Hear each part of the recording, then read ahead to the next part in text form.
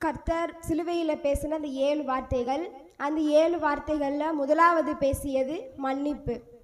அந்த மன்னிப்பை பற்றி நம்ம இப்போ தியானிக்க போகிறோம். இதில் 3 டாபிக் நம்ம எடுத்துக்கிறோம். ஃபஸ்ட்டு ஏசப்பா எப்படி அவங்கள கஷ்டப்படுத்தினவங்கள துன்பப்படுத்தினவங்கள மன்னிச்சாரு அப்படின்னும், நம்ம எப்படி நம்மளை காயப்படுத்தினவங்கள மன்னிக்கணும், அதுக்கப்புறம் நம்முடைய பாவங்களை ஏசப்பா எப்படி மன்னிக்கிறாங்க, அப்படி 3 காரியத்தை நம்ம பார்க்க போகிறோம். முதலாவது காரியம் என்ன அப்படின்னா, ஏசப்பா எப்படி அவங்கள நிந்தித்தவர்களையும் அவங்கள கஷ்டப்படுத்துகிறவங்களையும் மன்னித்தாங்க அப்படின்ட்டு.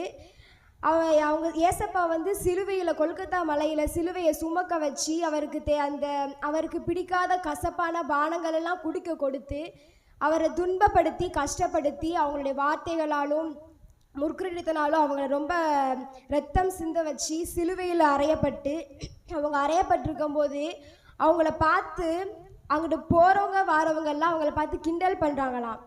இவன் தேவனால் தெரிந்து கொள்ளப்பட்ட கிறிஸ்துவானால் தன்னைத்தானே ரட்சித்து கொள்ளட்டும் அப்படின்னு சொல்லி ஏசப்பா சிலுவையில் தொங்கிக் கொண்டிருக்கிறாங்க. அங்கிட்டு போகிறவங்க வாரவங்கெல்லாம் ஏசப்பாவை பார்த்து சொல்கிறாங்க, இவன் உண்மையிலேயும் தெரிந்து கொள்ளப்பட்ட கிறிஸ்துவானால் அவனையே ரட்சித்து கொள்ளட்டும், காப்பாற்றி கொள்ளட்டும் அப்படின்னு சொல்லி சொல்கிறாங்க. நீ யூதரின் ராஜாவானால் உன்னை ரட்சித்துக்கொள், நீ யூதருக்கு ராஜாவா இருந்த அப்படின்னா உன்னை நீயே ரட்சித்துக்கோ அப்படின்னு சொல்லி சொல்கிறாங்க. இன்னும் அங்கே ஏசப்பா சிலுவையில் அவங்கள ஈட்டியால் குத்தும் போது ரத்தம் இல்லை, தண்ணீர் வந்தது. அந்த சூழ்நிலையில் கர்த்தர் கூப்பிடுறாரு, என் தேவனே என் தேவனே ஏன் என்னை கைவிட்டே சொல்லி கர்த்தர் அங்கே கல்வாரி சிலுவையில் அழுது கொண்டு இருக்கிறாரு. அப்போ சொல்கிறாங்க, எலியாவை கூப்பிடுறான், இருங்க அவன் ரட்சிக்கட்டும் அப்படின்னு சொல்லி கர்த்தரை தன்னுடைய வார்த்தைகளாலும் கடினப்படுத்துகிறாங்க. நீங்களே இமேஜின் பண்ணிக்கோங்க, இப்போ நம்மளை ஒரு சிலுவையில் நம்மளை அறையப்பட்டு முற்கிடத்தால் நம்மளை தலையில் முற்கிடத்தை வச்சு நம்மளை இப்படி பேசுனாங்க அப்படின்னு நம்ம என்ன சொல்லுவோம், நம்ம இவங்களுக்காக இப்படி சிலுவையில் அறையப்பட்டிருக்கோமே, ஆனால் நம்ம மேலே கொஞ்சம் கூட இறக்கமே இல்லாமல் இப்படி இருக்காங்களே அப்படின்னு சொல்லி நம்ம நினைப்போம். ஆனால் கர்த்தர் என்ன தெரியுமா நினச்சாங்க? வாசிங்க லூக்கா 23:34. லூக்கா சுவிசேஷம் 23ஆம் அதிகாரம் 34ஆம் வசனம்.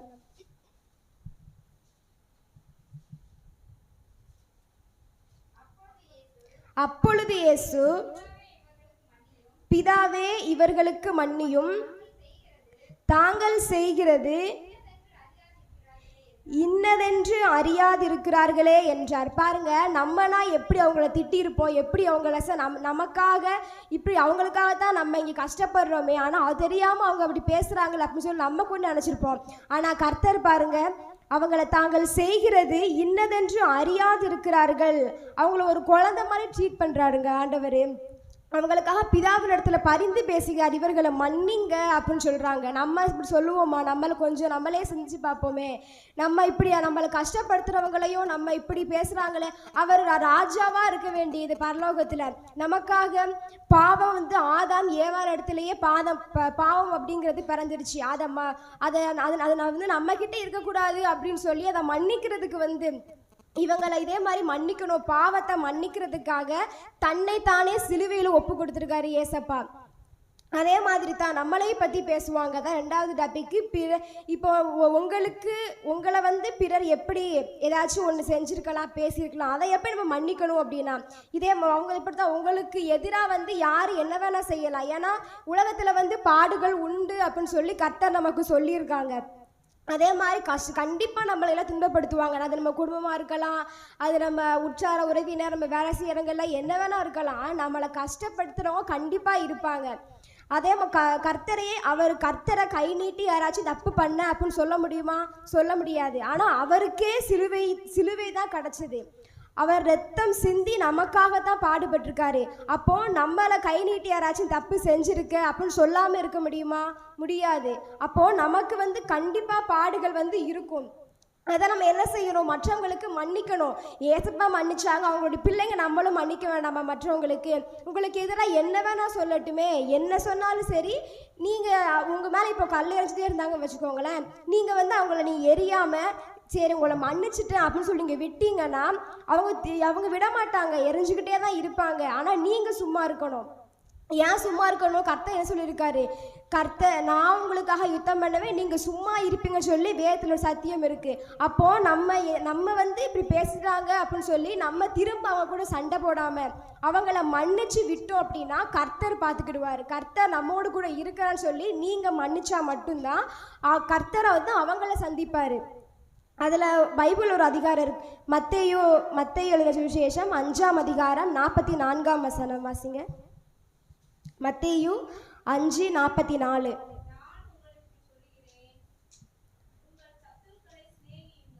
உங்கள் சத்துருக்களை சிநேகியுங்கள், உங்களை சபிக்கிறவர்களை ஆசீர்வதியுங்கள்,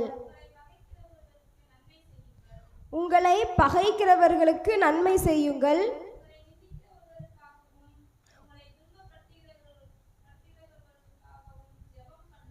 ஆமேன். இந்த வார்த்தை எவ்வளோ உண்மையாக இருக்குது பாருங்களேன். சத்துருக்களை சிநேகியுங்கள். நமக்கு சத்துருனா யார்? நமக்கு தீமை செய்கிறவங்க. அவங்கள நம்ம என்ன செய்யணும் அப்படின்னா சிநேகிக்கணுமா. இப்போ நீங்கள் சண்டை போட்டிக்கு வச்சுக்கோங்களேன், சண்டை போட்டவங்கள நீங்கள் எப்படி சிநேகிக்க முடியுமா? சிநேகிக்க முடியாது. அவங்ககிட்ட நீங்கள் மன்னிச்சா மட்டும்தானே அவங்கள திரும்ப ஏற்றுக்கிட முடியும். நீங்கள் அப்போ என்ன செய்யணும்? ஃபஸ்ட்டு இங்கே மன்னிப்பு அப்படிங்கிறது அவசியமாக இருக்குது. உங்கள் சத்துருக்கள் என்ன செய்யணுமா? சிநேகிக்கணும். உங்களை சபிக்கிறவர்களை ஆசீர்வதியுங்கள். உங்களை சபிப்பாங்கல்ல, அவங்ககிட்ட வந்து நீங்கள் திரும்பவும் அவங்களுக்கு எதிராக பேசாமல் சபிக்காமல் அவங்க எல்லாத்தையும் ஆசீர்வதிக்கணுமா. உங்களை பகைக்கிறவர்களுக்கு நன்மை செய்யுங்கள். உங்களை பகைக்கிறவர்களுக்கு எல்லாமே என்ன செய்யணும்? நீங்கள் வந்து அவங்களுக்கு தீய செய்யக்கூடாது. அவங்களுக்கு தீயதாக செய்யாமல் நீங்கள் ஒரு நன்மை செஞ்சீங்க அப்படின்னா என்ன தெரியுமா நடக்கும்? நீங்கள் தேவனுக்கு புத்திரராக இருப்பீர்கள் அப்படின்னு சொல்லி 45ஆம் வசனத்தில் இருக்குது. இப்படி செய்வதினால் நீங்கள் பரலோகத்தில் இருக்கிற உங்கள் பிதாவுக்கு புத்திரராக இருப்பீர்கள். நீங்கள் அவங்களுக்கு நன்மை செய்யாமல் அவங்களுக்கு திரும்ப சண்டை போட்டு இருந்தீங்க வச்சுக்கோங்களேன், ஏசப்பாக்கு என்ன நீங்கள் புத்திரராக இருக்க முடியாது. அப்போது நீங்கள் என்ன செய்யணும்? அவங்கள மன்னிச்சு அவங்கள சிநேகிதராக ஏற்றுக்கொண்டு சபிக்கிறவர்கள் எல்லாவற்றையும் என்ன செய்யணுமா? ஆசீர்வதிக்கணுமா. பகைக்கிறவர்களுக்கு நன்மை செய்யணுமா. இப்படி செஞ்சீங்க அப்படின்னா தான் பரலோகத்தில் இருக்கிற உங்கள் பிதாவுக்கு புத்திரராக இருக்க முடியும். நீங்கள் நினைக்கலாம், நான் மன்னிச்சா நம்மளுக்கு இங்கே மதிப்பே இல்லையே, நம்ம மன்னிப்பு கூட இங்கே மதிப்பே இல்லையே அப்படின்னு நினைக்கலாம். நீங்கள் உண்மை, நம்ம இந்த பூமியில் இருக்கிற வரைக்கும் நம்மளுடைய மன்னிப்புக்கு மதிப்பே இல்லாமல் இருக்கலாம். ஆனால் பரலோகத்தில் மிக சந்தோஷம் உண்டாகும். நம்மளுடைய பரமபிதா மகிழ்ச்சியாக இருப்பார். அவர் பூமியில் வேணால் அப்படி இருக்கலாம், ஆனால் கண்டிப்பாக பரலோகத்தில் அது நமக்கு சந்தோஷமாக தான் இருக்கும். இன்னும் எபேசியரில் சொன்னால் ஒருவரை ஒருவர் தயவாகவும் மன உருக்கமாயும் இருந்து கிறிஸ்துவுக்குள் தேவன் உங்களுக்கு மன்னித்தது போல நீங்களும் ஒருவருக்கொருவர் மன்னியுங்கள் அப்படின்னு சொல்லியிருக்கு. ஒருவருக்கொருவர் தயவாக இருக்கணுமா. எப்படி? சண்டை போடாமல் செய்யாமல் மன உருக்கமாக இருந்து கிறிஸ்துவுக்குள் தேவன் மன்னிக்கிறது போல. கொலோசையில் என்ன சொல்லியிருக்கு? ஒருவரை ஒருவர் தாங்கி ஒருவர் பேரில் ஒருவனுக்கு குறைபாடு உண்டானால் கிறிஸ்து உங்களுக்கு மன்னிப்பது போல ஒருவரை ஒருவர் மன்னியுங்கள் அப்படின்னு சொல்லியிருக்கு. அப்போ மன்னிப்பு அப்படிங்கிற அந்த வார்த்தை வந்து எவ்வளோ ஒரு என்ன சொல்கிறது, ஒரு முக்கியமான ஒரு இதாக இருக்குது பார்த்தீங்களா. இங்கே இப்போ ரெண்டாவது சொல்லியிருக்காங்க, மன்னியுங்கள் அப்படின்ட்டு. நமக்கு ஒருத்தங்க எதிராக எழும்புறாங்க அப்படின்னா, நமக்கு எதிராக ஒருத்தவங்க எழும்புறாங்க அப்படின்னா அது வந்து கர்த்தர் சித்தம் இல்லாமல் யாரும் எழும்ப முடியாது. யோபு தெரியும்ல உங்களுக்கு எல்லாருக்குமே. அந்த யோபு என்ன செஞ்சா? யோபுக்கு எதிராக சாத்தான் வந்து சுற்றி வலை வீசினா கிடைக்கல. யோபு மேலே கண் வச்சதோ கர்த்தர் என்ன சொன்னார்? என்ன என் புள்ள மேலையா நீ பார்க்குற அப்படின்னு சொன்னார்ல. அப்போது சாத்தான் சொல்கிறான், அவனுக்கு சொத்து இருக்குது, ஆஸ்தி இருக்குது, அதான் அவங்கள தேடுறான் அப்படின்னு சொன்னான். ஆண்டவர் என்ன சொன்னார்? நீ எல்லாத்தையும் எடுத்துக்கோ, என் பிள்ளையோட ஜீவனை மட்டும் வச்சுட்டு நீ எல்லாத்தையும் எடுத்துக்கோன்னு சொன்னான். அதே மாதிரி யோபுக்கு ஒன்றுமே இல்லை. அவன் உடம்புல கூட ஒரே கொப்பளங்களாக இருந்தது. மனைவி கூட அவளுக்கு எதிர்த்துதான் என்ன, பிள்ளைங்கள் இல்லை, ஆஸ்தி பெயர் எதுவுமே இல்லை. ஆனாலும் அவன் கடைசி நேரத்தில் மட்டும் கர்த்தரை வந்து அவன் பிரியாமல் அவனை பிடிச்சிருந்ததுனால கர்த்தர் அவனை உயர்த்தினார்ல. அதே மாதிரி தான் உங்களுக்கு எதிராக கர்த்தர் இப்போ உங்களுக்கு தீயது நடக்குது, யாராச்சும் இப்போ உங்களுக்கு எதிராக பேசுகிறாங்க அப்படின்னா அது கர்த்தருடைய சித்தம் இல்லாமல் இருக்காது. நீங்கள் சத்துருக்காக என்ன செய்யணும் அப்படின்னா ஜெபம் பண்ணணும்னு சொல்லி பைபிளில் சொல்லியிருக்கு. அப்போது சத்துருக்கள் அப்படிங்கிறது கர்த்தருடைய சித்தம் இல்லாமல் நம்மளை யாரை அணுக முடியாது. அப்போ நம்ம என்ன செய்யணும் அப்படின்னா சத்துருக்களை என்ன செய்யணும், சிநேகிக்கணும். நீங்கள் மத்தேயு 6ஆம் அதிகாரம் 14ஆம் வசனத்தை வாசிங்க. மத்தேயு 6:14. 6:14. மனுஷருடைய தப்பிதங்களை நீங்கள் அவர்களுக்கு மன்னித்தால் உங்கள் பரமபிதா உங்களுக்கும் மன்னிப்பார். பாருங்க, நம்ம மனுஷர், நம்ம இந்த பூமியில் இந்த பாவம் நிறைஞ்ச இந்த மாயான இந்த பூமியில் ஒருவருக்கு ஒருவர் நம்ம மன்னிச்சோம், நம்ம மனுஷனுடைய தப்பிதங்கள் நம்ம அவர்களுக்கு மன்னிச்சோம் அப்படின்னா உங்கள் பரமபிதா உங்களுக்கும் மன்னிப்பார். இதில் நம்ம மேலே பாவமே இல்லைன்னு சொல்ல முடியுமா? சொல்ல முடியாது. நம்ம மேலேயே பாவம் இருக்குது. அப்போது நீ உனக்கு எதிராக இருக்கிறவங்கள நீ மன்னிச்சாதான் ஓ பாவங்களை நான் உனக்கு மன்னிப்பேன்னு சொல்லி கர்த்தர் இங்கே சொல்லியிருக்காரு. அதான் நம்ம 3வது தியானிக்க இருக்கிறோம். நம்ம பாவம் ஏசப்பாடு எப்படிலாம் கேட்டிருக்கோம். நம்ம ஏசப்பா இந்த ஒரு தடவை மட்டும் பாவம் செஞ்சுக்கிறேன், இங்கே மட்டும் ஒரே ஒரு தடவை மட்டும் போய்க்கிறேன், ஒரே ஒரு தடவை மட்டும் அப்படின்னு சொல்லி ஏசப்பா கிட்டேயே பர்மிஷன் கேட்டு நம்ம பாவம் செஞ்சுருக்கோம். ஆனால் கர்த்தர் என்ன தெரியுமா சொல்கிறாரு? சங்கீதம் 103:12 வாசிங்க. சங்கீதம் 103:12.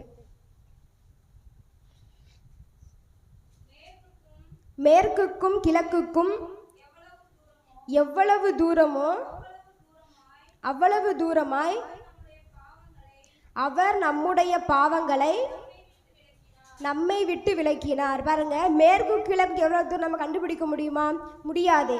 அவ்வளோ தூரத்திற்கு நம்முடைய பாவங்கள் அக்கிரமங்கள் எல்லாவற்றையுமே நம்மை விட்டு எப்படியாம் அவ்வளோ தூரத்துக்கு நம்மை விட்டு எப்படி விலக்கிடுவேன் அப்படின்னு சொல்லி கதை சொல்கிறாரு. அப்போ நம்ம இங்கே என்ன செய்யணும்? அவர் இடத்துல ஒப்புரவாகணும், நம்ம இடத்துல மன்னிப்பு கேட்கணும். ஏசப்பா, நான் பாவம் செஞ்சுட்டேன், என்னை நீங்கள் ஒரு வருஷம் மன்னிச்சு ஏற்றுக்கோங்க அப்படின்னு சொல்லி நம்ம சொல்கிற அந்த வார்த்தையில தான் கர்த்தர் இந்த சத்தியத்தை நமக்கு நிறைவேற்றுவார். ஆமென். அதே போல் அடுத்து மீகா எழுதின சுவிசேஷம் 7ஆம் அதிகாரம் 19ஆம் வசனம். மீகா 7:19.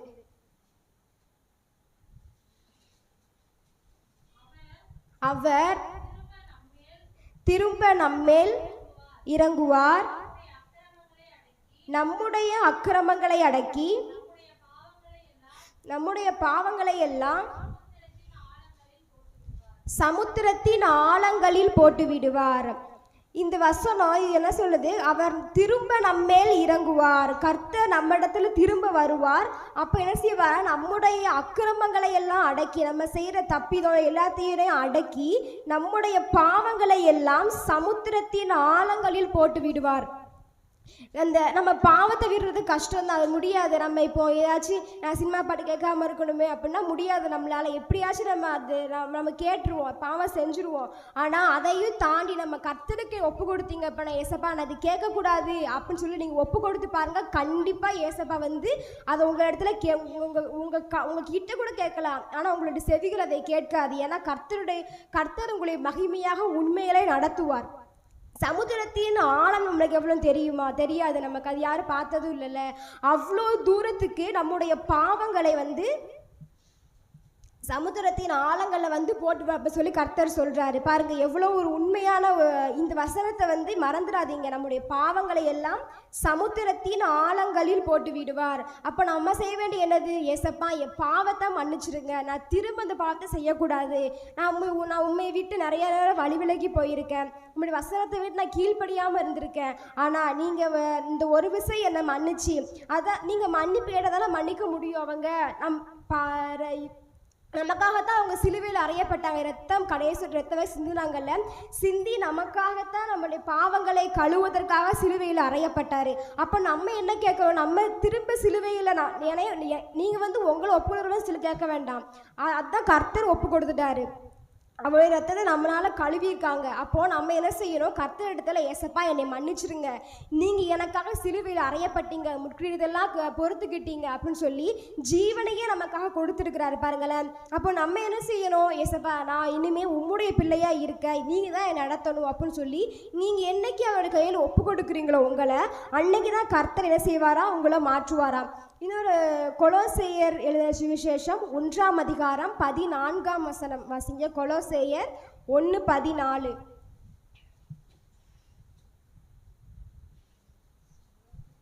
கொலோசேயர் 1:14. குமாரனாகிய அவருக்குள் அவருடைய இரத்தத்தினாலே பாவ மன்னிப்பாகிய மீட்பு நமக்கு உண்டாயிருக்கிறது. குமாரராகிய அவருடைய இரத்தம், அவர் நமக்காக சிந்தின இரத்தத்தினால தான் நமக்கு என்ன வந்தது? மீட்பு வந்திருக்கு. அப்போ நம்ம அந்த மீட்பை தவற விடாம அவருக்கு உண்மையாக இருந்து அவரை பற்றி கொள்ளணும். அப்புறம் இந்த மன்னிப்பு, இந்த விஷயத்தை நம்ம என்ன செய்யக்கூடாது? மறந்துடவே கூடாது. மன்னிப்பு அப்படிங்கிறது நமக்கு ரொம்ப ரொம்ப ரொம்ப அவசியம். இனிமே கர்த்தரிடத்துல ஒப்புரவாகி மன்னிக்கும் இதயம் தாரும் மன்னியுங்கள் என்று சொன்ன ஒரு ஜெபமா பாடுவோமா? மன்னிக்கும் இதயம் தாரும், மன்னிக்கும் இதயம் தாரும், மன்னிக்கும் இதயம் தாரும், மன்னிக்கும் இதயம் தாரும், மன்னிக்கும் இதயம் தாரும். மன்னியுங்கள் என்று சொன்னவரே மன்னிக்கும் இதயம் தாரும், மன்னியுங்கள் என்று சொன்னவரே மன்னிக்கும் இதயம் தாரும். சிலுவையின் அன்பை ஊற்றுமையா மன்னிக்கும் உள்ளத்தை தாருமையா. ஒரு ஜெபமா பாடுவோமா? சிலுவையின் அன்பை ஊற்றுமையா மன்னிக்கும் உள்ளத்தை தாருமையா. மன்னிக்கிறேன் வெறுத்தவரை மன்னிக்கிறேன் அப்பா, எதிர்த்தவரை மன்னிக்கிறேன், வெறுத்தவரை மன்னிக்கிறேன். மன்னிங்கள் என்று சொன்னவரை மன்னிக்கும் இதயம் தா. எல்லாரும் கேளுங்க, உண்மையா கேளுங்க. இந்த கல்வாரி சிலுவையில ஆண்டவர் பேசின முதல் வார்த்தை மன்னிக்கும்.